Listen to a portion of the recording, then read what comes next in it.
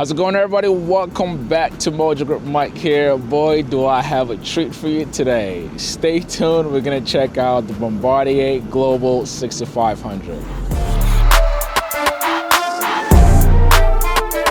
I'm Dave Strasberg. I'm a demo pilot for Bombardier and the safety manager for the flight ops demonstration team, and I fly the beautiful Global 6500. This is just an absolutely dream of an aircraft. This really defined the initial wide body category for an aircraft. It's been in production for many, many years. It's a very tried and true airframe.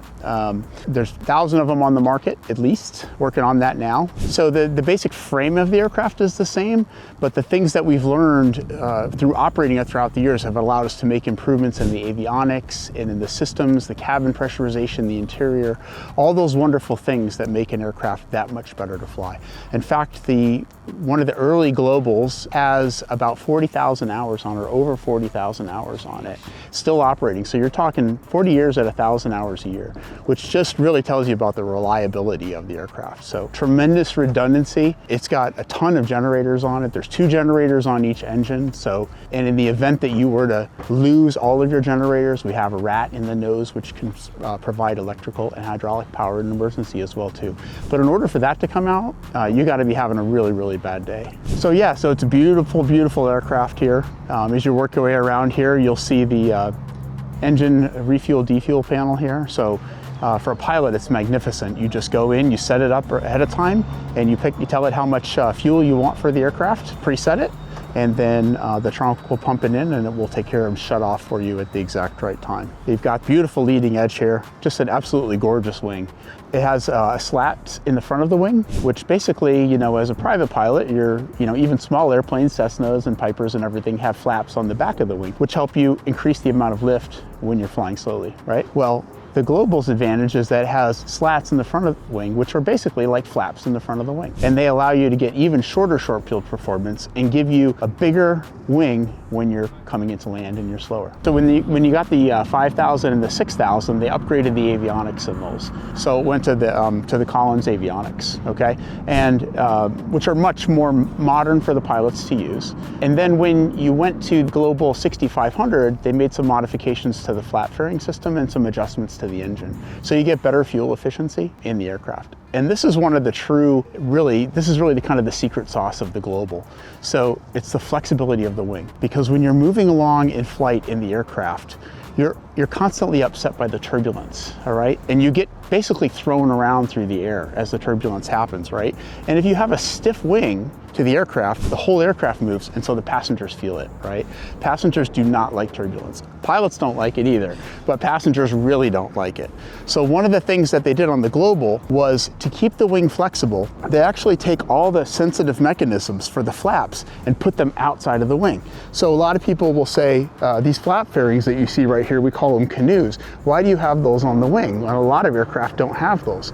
Well, it's to take a lot of sensitive mechanical components out of the wing to allow it to flex. And what happens is when the wing flexes, it works like a shock absorber. And the aircraft doesn't. The aircraft stays still. So passengers will look out the window and it'll seem like it's actually kind of flapping. And I'm going to show you, if you come out here and you look at this, I'm going to move the wing like that. Look at that wing shake like that. And there's some wonderful videos where it's flexible, but it's strong, right? You wouldn't be able to do this if you had all of these mechanicals inside the wing, right?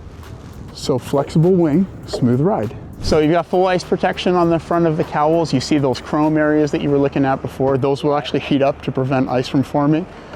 Uses bleed air from the engines to do that, as well as the slats in the front also have that ability to heat up so that you don't get that. Your thrust reversers are right here, right? So when you're flying, all your thrust is being forced out of the back of the engine. When you come into land to allow you to slow the aircraft down, you deploy the thrust reversers and they actually come out like little doors, and that redirects the thrust forward. So the benefit is that you don't have to use your brakes as much. However, these are fantastic brakes. They love to be used. They're carbon fiber. They're extremely durable. They last forever. But by having the ability to do that, It will increase your ability to stop in contaminated conditions. You know, none of our performance is really taking those into account. Our brakes are just so effective, right? Well, the real benefit is the slats. You're coming in at a slower speed, significantly slower speed. And when you look at our Global 7500, which is a larger aircraft than this, that will actually land at an even slower speed than this one will. So it's insane. If you go online and look at some of the videos for the 7500, I believe it landed, there's a video online, don't quote me on the exact, I think it was like 2,900 feet or so without thrust reversers, full stop, in an aircraft that's over 100,000 pounds, well over 100,000 pounds. So tremendously capable. But again, you know, when you're flying a small aircraft, you know, you do your takeoff briefing, you go to depart the runway, you take off, you have an engine failure. Well, you better pick a good place to land, right? Because you don't have any options. When you have a second engine and you're at a high speed, it's not really safe to abort it, and you have the ability to actually fly. So all of your performance is always based on assuming you're gonna have a bad day, assuming you're gonna use an engine, and make sure that you can still safely clear all the obstacles and complete the flight. So we have way more performance that we need, but we're always planning for that outside chance that you have a really, really bad day. So your APU is actually up inside here, and we can access that. Usually just the mechanics will access that. We don't tend to go in there as much, but that will provide us power on the ground and bleed air so that we can operate the aircraft systems, the environmental control system to keep the passengers comfortable with air conditioning and stuff like that as well too. If you look at the tail here, there's your horizontal stab here, right? So unlike you would find on a small aircraft, like it's a little bit more like a Piper would have, right? As opposed to a Cessna. We don't have a tab on the back that allows us to set the trim. We actually control the whole stab, and there's our little red lines there, which give us an indication of where exactly that is. We've got 3 hydraulic systems on the aircraft, which have redundancies and different pumps and things like that as well too. So that's really what this is all about. It's about redundancies.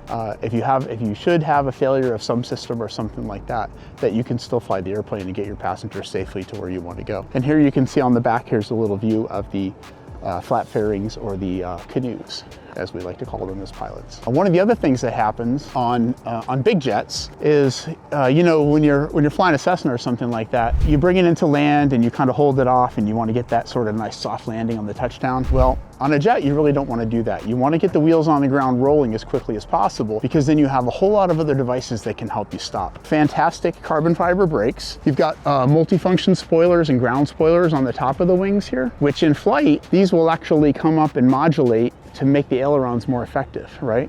So when you turn the controls and an aileron goes up, the spoiler will go up with it as well too. And it's especially important at slow speeds. It makes the aircraft more maneuverable again when you're trying to fly slow. When you land and the wheels spin up and the aircraft knows that it's on the ground, all of the spoilers will come up, and that dumps the lift to put the weight on the wheels, so the brakes will be more effective. So you see the hydraulic reservoir here on the bottom, and these are all the hydraulic systems for the aircraft, the rad accumulator, all that information. So yep, nice and cool. As a flight instructor, you know, right, what creates lift on the aircraft, right? Part of it is the shape of the wing, but part of it is the unequal air pressures, right? You've got this high pressure under the wing, and you've got this lower pressure on the top.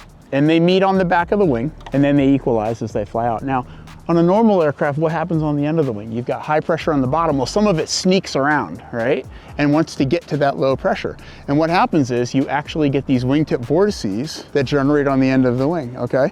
So one of the things that does is it creates drag, okay? So by putting the winglets on here, what you have done is essentially blocked a bunch of that drag that happens, and it makes the aircraft more effective, right? First aircraft that had, corporate jet that had winglets on it was a Learjet, a Longhorn Learjet, right? And it had that on the wing, and it was a partnership with NASA. So that's the great thing about Bombardier, is we're always innovating, partnering with people to try to get the best possible performance on the aircraft. Now on the Global 7500, what they did was the winglets are actually canted out a little bit more, so it gives the aircraft essentially a longer wingspan without taking up more space. You know, you could make the wings just longer, but then you're not going to be able to fit it in hangars, and you're still going to have that problem of the high pressure air leaking over the top of the wing on the way out. So that's the benefit. It's for efficiency of the aircraft. 45,100 pounds on this one. So